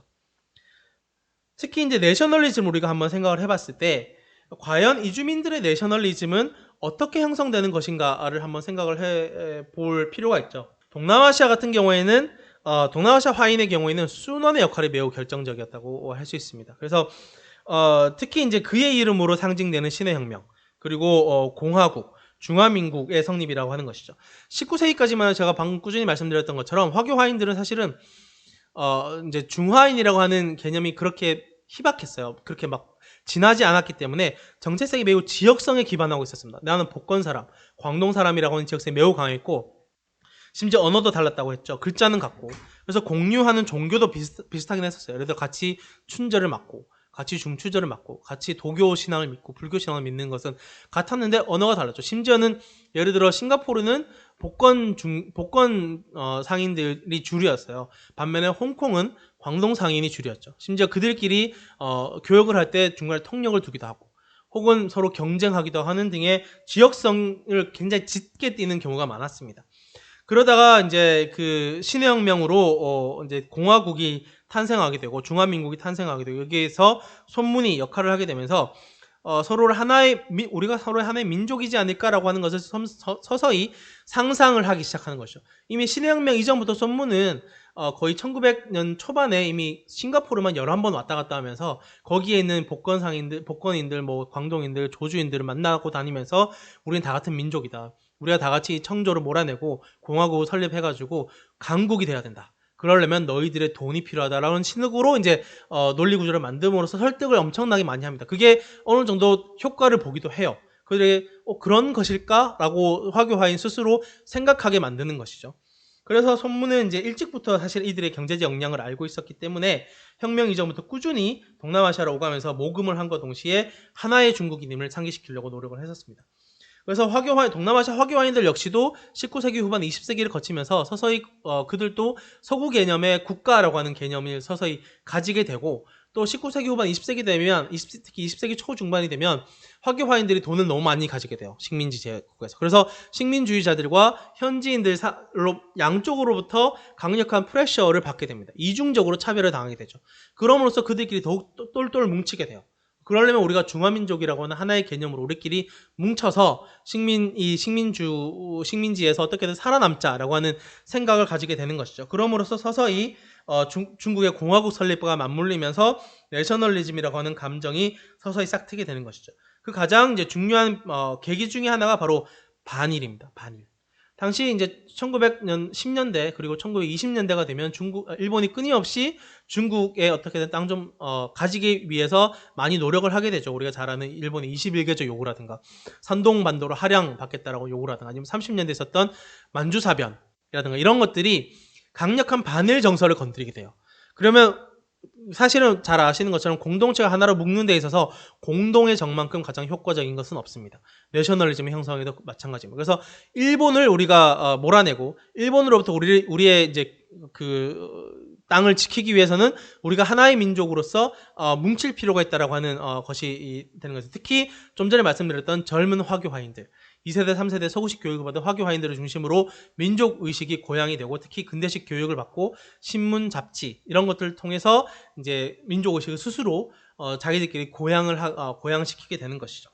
그래서 순원 역시도 이제 이때 많이 건너가서 중국인과 같은 내셔널리즘을 심어주기 위해서 뭐 저명한 화교화인 인사들을 통해서 뭐 싱가포르라든가 이런 지역에 학교를 짓고, 학교에서 한자를 가르치고 공동의 언어를 가르치고, 또 교육을 중화라고 하는 타이틀 내에서 교육을 하기도 하고, 그래서 싱가포르를 비롯한 동남아시아 주요 도시의 역사가 오래된 유명한 중국계 교육기관 역시 이 일환으로 많이 탄생을 했고, 또한 중국 대륙 내에서도 화교화인들이 또 그들의 고향 지역의 그들의 후배들을 역시나 이런 개념에서 교육시키기 위해서 다양한 대학들을 짓는데, 유명한 대학들이 우리가 잘 아는 광동성의 중산대학이라든가 진안대학이라든가 샤먼의 샤먼대학, 화교 대학 이런 대학들도 대부분 이런 화교 자본으로 지어진 대학들이라고 할 수 있죠. 그래 이러한 순원의 활동들은 이제 구유산으로 지금까지도 남아 있어요. 그래서 이제 그 전 세계에 퍼져 있죠. 문화적으로, 역사적으로, 그리고 정체성적인 측면에서 순야센이라고 불리는 이제 광동어로는 순야센이라고 불러요. 순야센은 전 세계에 퍼져 있는 화교 화인들을 묶어주는 상징으로서 유의미한 존재이기도 합니다. 그래서 지금 중국 공산당도 가끔 한 번씩 손문 탄생 몇 주년이라고 해서 엄청 큰 대회를 벌여요. 그때 이제 시진핑이 나와서 하는 말 중에 하나가 이제 우리가 대중화로서 하나의 가족이다라고 하는 것을 손문의 이름 아래 강조하죠. 거기에는 대만과 홍콩을 포함한 이제 일국 양제 시스템이라든가 하나의 중국 원칙도 들어가고 싱가포르를 비롯한 동남아시아 화인사회, 미국에 있는 화인사회, 유럽에 있는 화인사회까지 다 포함하는 이 중국인 어디에나 퍼져 있는 우리가 대중화로서 하나의 가족이다라고 하는 개념을 형성하는 데에 손문이 많이 활용되기도 합니다. 그렇죠. 그럼에도 불구하고 사실 이렇게 내셔널리즘이 퍼져 있었음에도 불구하고 동남아시아 각 지역 그리고 국가에 퍼져 있는 화인들의 삶과 존재 형태는 다른 한편으로는 비슷하면서 다른 한편으로는 천차만별의 모습을 보여줍니다. 그래서 이주 국가에 완전 적응해서 구별하기 힘든 경우도 있고 아니면 그 정체성이 너무나 두드러지게 나타나는 경우도 있죠. 심지어 싱가포르처럼 국가를 세운 경우도 있습니다. 그래서 몇 가지 제가 케이스 스터디들을 통해서 그 다양성을 한번 말씀을 드려볼 텐데 첫 번째는 태국계 중국인입니다. 사실은 태국의 화교 화인은 동남아시아에서도 매우 잘 지역화된 케이스에 해당이 돼요. 그래서 매우 유니크한 경우죠. 심지어 그 이름마저 대부분 태국식으로 개명한 경우가 많습니다. 그래서 그렇기 때문에 사실 공식 통계 자료를 통해서는 이들이 중국인인지 아닌지 알 수가 없어요. 그래서 제가 태국사를 전공하시는 분께 들은 팁 중에 하나는 태국 사람 이름이 너무 길잖아요. 그러면 화교 화인의 경우가 많답니다. 왜냐하면 이게 한자로 된 이름을 음차해가지고 태국어로 억지로 바꿨기 때문에 이름이 굉장히 긴 경우가 많대요.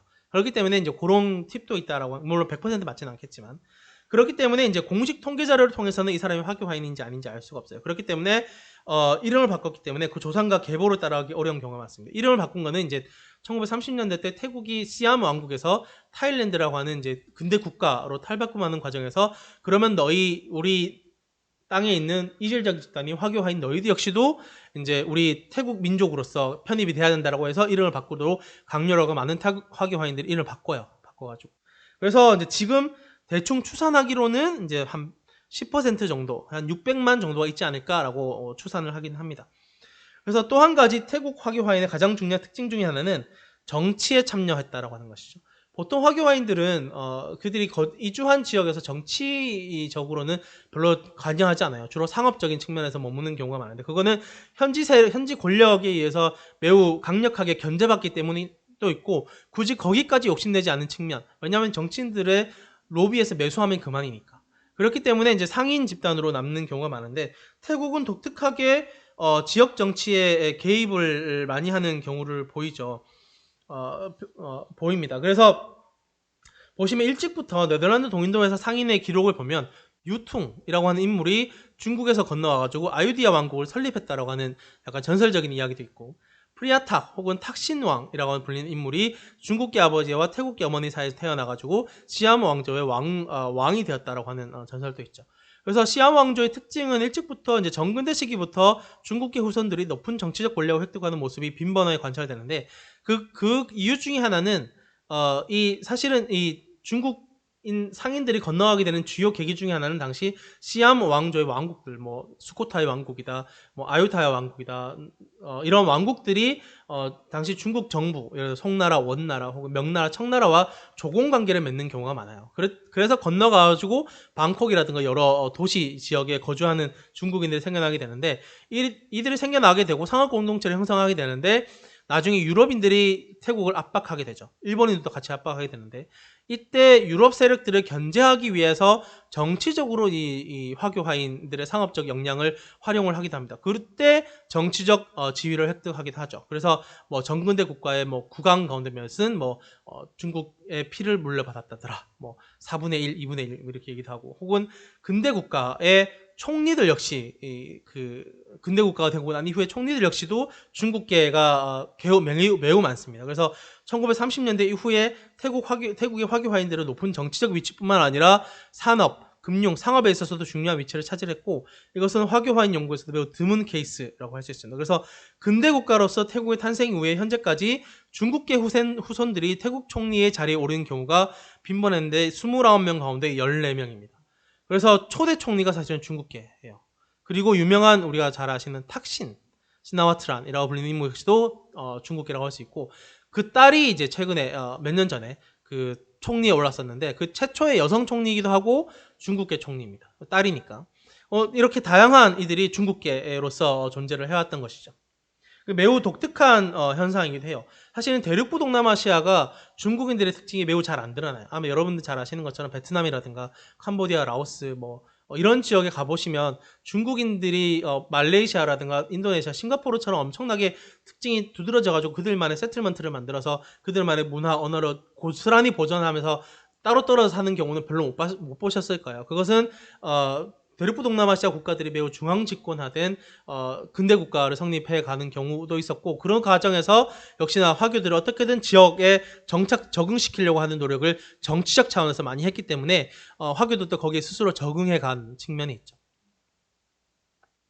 두 번째는 물라카입니다. 동남아시아에서 중국계들이 세틀먼트를 만든 가장 오래된 도시 중에 하나예요. 물라카는 지도를 보시면 딱 빨간 점이 있죠. 말레이 반도 서쪽에 빨간 점 물라카가 있는데 물라카는 원래 싱가포르가 발견되기 전, 싱가포르는 이 말레이 반도 끄트머리에 있는 섬이죠. 그래서 싱가포르가 발견되기 전까지만 해도 이 물라카 해협, 그러니까 서쪽에서 동북아시아로 가기 위해서는 반드시 물라카 해협을 건너가는 게 가장 숄컷이죠. 가장 지름길이기 때문에 이슬람 상인이든 인도 상인이든 유럽 상인이든 지금 또 서아시아의 중동의 석유나 가스가 동북아시아로 오기 위해서는 물라카 해협을 건너야 됩니다. 이게 사실 싱가포르가 지금 또 가장 잘 사는 국가가 된 배경 중에 하나예요. 어쨌든 물라카 해협은 고대부터 중요하게 여겨졌기 때문에 이 물라카라고 하는 도시는 중세, 그러니까 시기부터 매우 중요하게 됩니다. 문명사적인 측면에 동과 서를 잇는 가장 활발한 무역이 이루어지는 도시이기도 하고요. 그리고 이 물라카가 특히 이제 번창하게 되는 계기 중에 하나는 1400년대 때 이슬람의 영향을 받아서 술탄 국으로 변모를 합니다. 그럼으로써 다른 항구 도시들과의 네트워크를 중심으로 헤게모니를 형성하게 되죠. 그래서 이제 그때 이제 1400년대 때 소규모 중국계 상인 공동체가 형성이 되는데 그 중국계 상인들이 형성되는 가장 중요한 계기 중에 하나는 정화의 대원정입니다. 당시 명나라 시기 때 영락제가 사실은 즉위하는 데 있어서 약간 그 조카를 몰아내고 이제 왕위를 획득했다라고 하는 컴플렉스가 있어서 그가 성립한 중화제국의 위험을 만방에 떨치기 위해서 정화라고 하는 무슬림 환관을 고용을 해서 이제 대함대를 개척을 해서 7차례의 이제 대원정을 계획을 하잖아요. 그래가지고 그 주요 거점 중에 하나가 바로 이 물라카였습니다. 물라카 일단 가서 물라카에 정박을 한 뒤에 남아시아에도 가고 중동에도 가고 아프리카에도 가고 해서 아프리카에서 기린도 내려오고 막 그러잖아요. 그래서 정화 개인적으로는 이제 메카로 가기 위한 그런 것도 있었다라고 하는 얘기도 있고 어쨌든 물라카가 가장 핵심 지역인데 이때 정화의 대함대가 초반에 물라카에 들러서 당시 물라카의 술탄 왕국으로서 이제 왕위 다툼이 있었는데 요거를 조정을 하면서 이제 어느 정치에 개입을 하게 되면서 당시 물라카 술탄국이 명나라와 조공 관계를 맺게 돼요. 이때 소수의 중국인들이 따라가가지고 여기 세틀먼트를 만들게 됩니다. 당시 물라카는 그 동남아시아에는 향신료, 정향이라든가 육두구라든가 혹은 남아시아에서 나는 후추 그리고 실론에서 나는 시나몬, 계피 같은 것들이 모이는 매우 중요한 핵심 항구 도시였기 때문에 중국인 상인들이 여기에 머물 필요가 있었다라고 생각을 했던 것이죠. 그러다가 1511년에 포르투갈이 건너와서 물라카를 다시 점령을 해요. 전쟁을 벌여서 점령을 했고 이때 이제 일부 중국인 상인들이 화교 상인들이 협조를 했다고 합니다. 그래서 이후에 이제 네덜란드가 또 1600년대 때 다시 그거를 물라카가 워낙 중요한 지역이다 보니까 처음에 포르투갈이 점령하고 뒤에 네덜란드가 건너면 네덜란드가 다시 점령하고 영국이 건너면 영국이 또 다시 점령해요. 그래서 물라카 혹시 가보시면 아시겠지만 물라카 내부에 그 언덕 꼭대기에 포르투갈이 지은 성당 벽이 그대로 남아 있고 또 가장 먼저 도착하면 가는 것이 네덜란드 더치 스퀘어예요. 또 중국인들 거리가 또 따로 있고 중국인들 또 이제 도교 사원들도 따로 있고요. 또 영국 그것도 여전히 남아 있습니다. 왜냐하면 영국 식민지를 훨씬 오래 했었기 때문에. 그렇기 때문에 이 시기에 말레이 현지 문화와 식민지적 행정체계 역시나 중국인들이 공통적으로 성공적으로 정착을 하게 됩니다. 그래서 특히 이제 이 중국인들이 결혼을 통해서 현지화를 많이 하게 되는데, 이때 이제 남성 중심의 중국인 상인들이었기 때문에 현지 말레이 여성과 결혼함으로써 빼라나칸이라고 불리고, 그들의 후손으로서 남성을 바바, 여성을 논냐라고 불립니다. 그래서 물라카 화교화인 혼종 문화의 상징이라고 불리죠. 그래서 물라카의 중국계 인구는 이제 18세기 말 19세기가 되면 영국이 물라카 좀 북쪽으로 좀 올라가면 페낭이라는 지역이 있어요. 페낭을 획득하게 되고, 또 싱가포르가 사실은 물라카 해협을 통제하기에는 가장 좋은 위치에 있었기 때문에 싱가포르를 또 식민지로 획득하게 되면서 물라카는 이제 그 국제 항구로서의 지위를 서서히 내려놓게 되죠. 그렇습니다. 그래서 특히 이제 물라카에는 5대 성씨 집단을 중심으로 지금까지도 화교들이 그들만의 문화를 건설해서, 오히려 물라카 내에는 화교 인구가 더 많아요.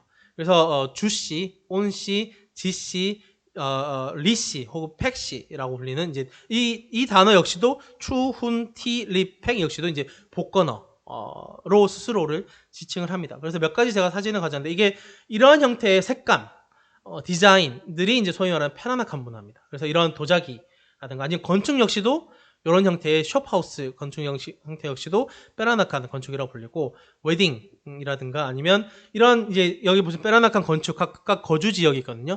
안에 들어가면 내부는 이렇게 되어 있습니다. 내부는 이렇게 중정을 두고 약간 북경식 사업원 형태도 약간 가지고 오면서 매우 섞여 있어요. 중화 문화, 현지 트로피칼한 문화, 트로피칼한 색감, 그리고 서구식 문화 역시도 창이라든가 이런 걸 보면 그대로 남아있고, 요건 복식, 케바야라고 불리는 빼라나칸 여성들이 입는 복식 역시도 이렇게 그들만의 독특한 형태로 남아있는 모습을 보여주는 것이죠.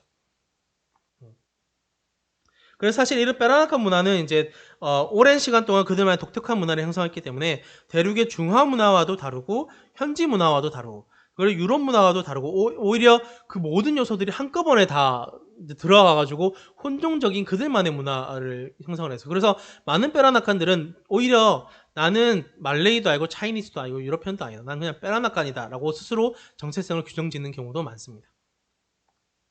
그리고 세 번째는 이제 마닐라를 한번 보시면, 마닐라 역시도 물라카와 함께 가장 오래된 동남아시아의 화인 거주지가 형성된 곳입니다. 그래서 마닐라는 이제 이미 스페인이 와서 식민지를 하게 되는데, 필리핀 같은 경우에는 유럽인들이 도래하기 이전부터 이제 물라카와 함께 동남아시아 상업시대의 두 축이에요. 마닐라 위치를 보시면 루손 섬에 있는데, 그게 복건성과 가장 가까워요. 사실 그래서 동남아시아에서 중국 가장 가까운 지역이 마닐라이기 때문에 복건 상인들이 일찍부터 건너갔었습니다. 그래서 마닐라에 스페인이 1570년대 때 도착을 하게 되는데, 그때 이미 중국계 거주민들이 있었다고 해요. 수백 명의 중국인 거주민들이 무역을 하고 있었다고 합니다. 그래서 인도, 동남아, 중국의 상품들이 거래되던 대시장을 이미 형성하고 있었고, 스페인 식민지가 되면서 스페인이 이제 필리핀을 건너오기 전에 남아시아에서 그 멕시코와 페루 지역을 먼저 점령을 하고 태평양을 건너서 이제 필리핀으로 건너오게 되는데, 그 전에 이미 멕시코, 페루를 점령하는 과정에서 거기 대규모 은광이 발견돼요. 그래서 여기서 은화를 대량으로 주조를 해서 이제 동아시아에 뿌리게 됩니다. 그게 대부분 중국으로 들어가게 되는데, 그 주요 통로가 마닐라에 건너온 복권 상인들이 그들이 가지고 온 차라든가 뭐 도자기라든가 비단을 팔고 은화를 가지고 가서 복권성을 통해서 중국으로 가져다 주는 형태의 네트워크가 이루어지게 되죠. 그 과정에서 이제 마닐라에 거주하는 화교, 특히 이제 복권계의 거주민들이 급증하게 됩니다. 1600년대 때 이미 2만 명이 되고 1700년대 때 3만 명이 돼요. 이 2만 명, 3만 명이 안 맞는 것 같지만, 당시 이제 마닐라 전체 인구가 뭐 6만 명, 7만 명 정도밖에 안 된다고 생각을 해보면, 오히려 스페인인들은 사실은 인구를 많이 보내지 못했어요. 오히려 몇백 명, 몇백 명 정도밖에 없었기 때문에 매우 이들보다 훨씬 더 많았던 것이죠.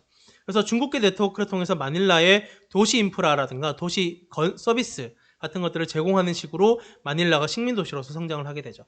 그러나 중국계가 너무 많아지는 것에 대해서 스페인 식민 정권은 매우 불안해했습니다. 그래서 갈등이 끊임없이 일어나요. 그래서 인구가 스페인인들을 훨씬 초월하게 되면서 그 경제적 광대함과 그리고 문화적 상위성에 대한 두려움을 가지게 되죠. 그래서 중국이 무역 활동에 대해서 제한을 하기도 하고, 혹은 이민을 덜 들어오도록 제한을 하기도 합니다. 그래서 서로 중국인들도 역시도 이제 스페인인들의 이런 그 정책에 대해서 상호 의심을 하게 되죠. 그래서 반란과 학살이 때때로 일어나요. 그래서 1603년, 1639년, 1662년, 86년, 62년 이렇게 한 번씩 일어나게 되는데, 이 갈등이 계속 일어나니까 스페인 정부도 해법을 찾게 되는데, 이제 중국계의 마닐라 이주 숫자를 제한한다든가, 아니면 이들을 카톨릭화한다든가 카톨릭 신앙을 믿게 한다든가 그럼으로써 지역사회의 적응을 하게 되죠. 그래서 필리핀 중국계 지역사회가 형성이 됩니다. 그래서 중층적 관계가 형성돼요. 마닐라 내에서. 스페인 식민지인, 중간계층인 중국계 상인 노동자 계층, 그리고 필리핀인, 따갈로그를 쓰는 필리핀인들이 서로 협력하고 경쟁하고 저항하는 것이 연속돼요. 그래서 거의 1500년대 말이니까 거의 300년, 400년 가까운 시기 동안 이게 이어지게 됩니다. 그 중에서 특히 중요하게 나타나는 집단이 메스티조입니다. 메스티조는 중국계 지역화의 결과라고 할 수 있는데 이제 중국인으로서 건너와서 정착하게 되면서 현지의 필리핀인들과 결혼을 해서 낳은 후예들을 메스티조라고 불리는데 이들이 사실은 근대 필리핀 경제, 사회, 정치 엘리트의 인재 풀을 제공하게 됩니다.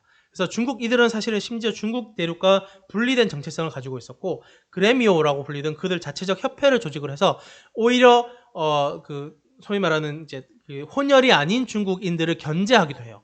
그래서 오히려 중국계와 스페인 식민 세력 사이에 갈등이 일어나면 그 사이를 비집고 들어가서 오히려 중국인들이 가지고 있던 상업적 분야, 이런 공간을 그대로 다시 가져오기도 하고 그래서 기존 중국계의 경제적 역할을 탈환하면서 성장하기도 합니다. 그래서 도소매업이라든가 건축업이라든가 인쇄업, 재화, 양장점 이런 것들을 이들이 메스티조 그룹들이 이제 장악을 하게 되죠.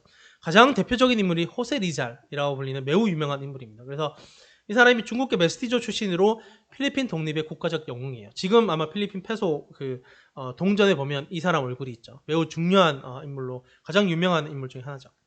여기 보이시는 지도를 먼저 보시면 마닐라 1650년 지도죠. 그래서 왼쪽 위편에 보시면 강이 있고 그 강 왼쪽에 보시면 빈논도라고 하는 지역 거주구역이 있습니다. 여기가 이제 스페인 정부가 인정한 차이니즈 세틀먼트, 그러니까 중국인 거주구역으로 형성을 해서 그렇기 때문에 사실은 이 빈논도 지역을 세계에서 가장 오래된 차이나타운이라고 불리기도 합니다.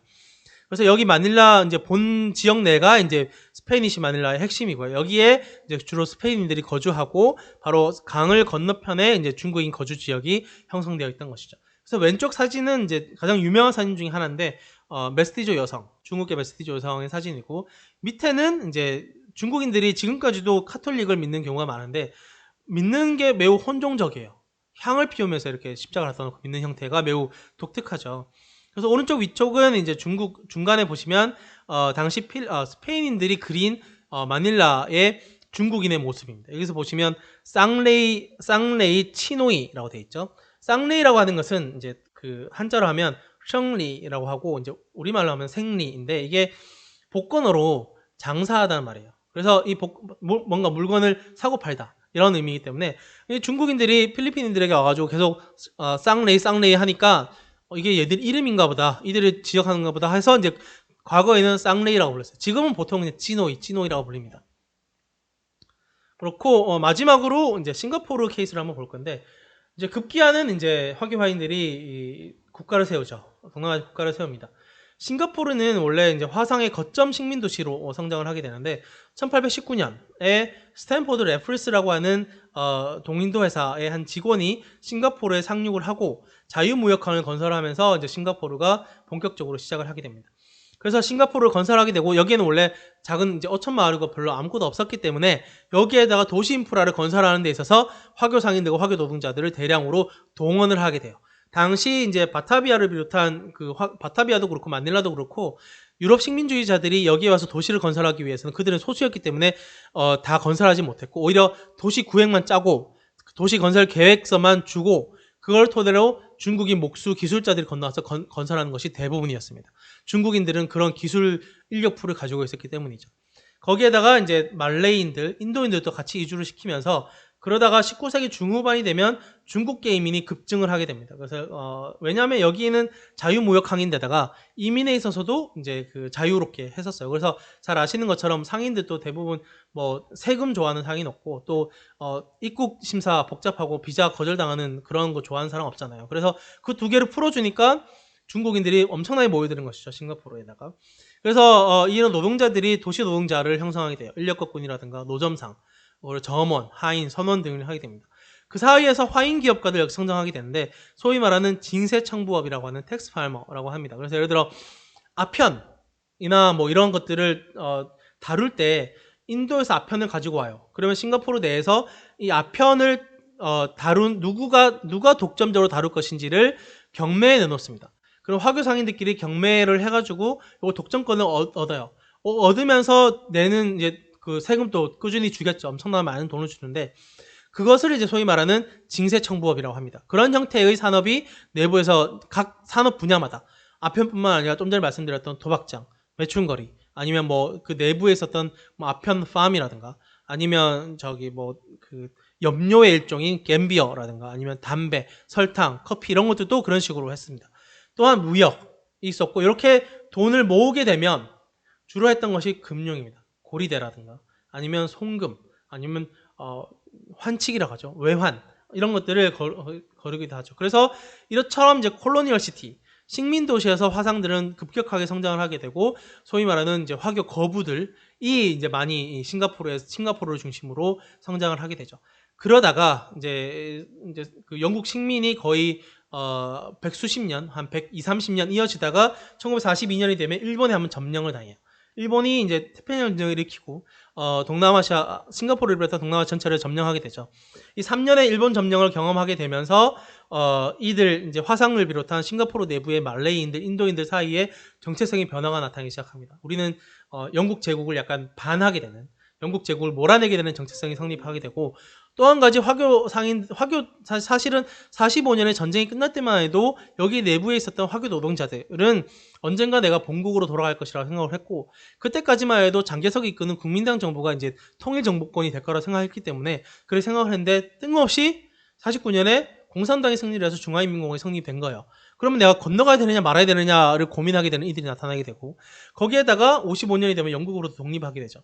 독립하게 되면서 그러면 여기에 거주하는 화교 화인들 당시 이제 싱가포르 내 인구 구조를 보면 이미 1800년대 후반이 되면 화교 인구가 70%가 넘게 돼요. 그래서 인구 구정상으로도 화상들이 이제 주도권을 잡고 가게 되는 내부 구조가 이미 마련이 됩니다. 그래서 이제 이럼으로써 중국 땅에는 중화인민공화국이 성립이 되고 우리는 또 영국으로부터 또 독립을 했고 그러면 싱가포르를 중심으로 우리만의 공동체를 건설해야 되지 않을까라고 하는 생각을 가지게 되는 것이죠. 그래서 국가건설이 1965년에 어쩌다가 생기게 되는데 원래는 1963년에 이제 말레이 연방, 이제 말레이시아에 붙어 있는 연방의 일원으로서 원래 독립을 했었어요. 63년에. 근데 이제 당시 집권을 했던 리콴유가 이제 말레이 중앙정부에까지 진출을 하려고 하면서 말레이 술탄으로부터 축출을 당하게 됩니다. 그래서 1965년에 독립을 하게 되죠. 그래서 그럼으로써 국가를 세우게 된 이제 싱가포르의 화교 화인들이었는데 문제는 이 과정에서 그러니까 50년대 그리고 60년대 이 과정에서 인구의 대다수가 사실은 화교 화인이고 또 그 대다수가 또 화교 노동자들이에요. 이들은 사실 영어도 잘 모르고 여전히 중국어를 쓰고 있고 하층 노동계층이죠. 그러다 보니까 사회주의, 공산주의에 입각한 뭔가 노동운동을 펼치게 되고 또한 이제 독립을 하는 데 있어서 그렇다면 말레이인들, 인도인들 숫자도 적으니까 우리는 중국인들만의 중화 공동체를 건설하자라고 하는 요구가 아래로부터 막 드러나게 되면서 말레이인들, 인도인들이 그거를 좋아할 리는 없겠죠. 좋아하지 않으면 서로 인종 갈등이 극에 달하게 됩니다. 중국인, 말레이인, 인도인들 사이에. 이때 이제 등장한 이가 리콴유예요. 리콴유와 그의 동료들이 만들었던 인민행동당, 지금 또 있는 집권당이죠. PAP라고 불리는 인민행동당이 등장을 하면서 1955년부터 이제 서서히 독립을 하게 되면서 내부적으로 선거를 치르게 되는데 선거로서 집권을 하면서 등장을 하게 됩니다. 리콴유가 이제 총리로서 등장을 하게 되는데 리콴유를 비롯한 인민행동당의 그 원칙은 확고했습니다. 우리는 이제 여기에서 우리 화교 공동체, 중화 공동체만을 설립해서는 우리가 이 동남아시아라고 하는 이 한복판에서 살아남을 수 없다. 말레이 인도인들과 함께 다인종 다문화 공동체를 설립해야 된다라고 하는 것을 추구를 하면서 소위 말하는 중국계가 독주를 하는 것을 매우 꺼리게 되는 문화를 가지게 됩니다. 그래서 이제 그 독립하고 난 이후에도 4대 공용어, 중국어, 말레이어, 그리고 타밀어는 인도인들이 쓰는 언어예요.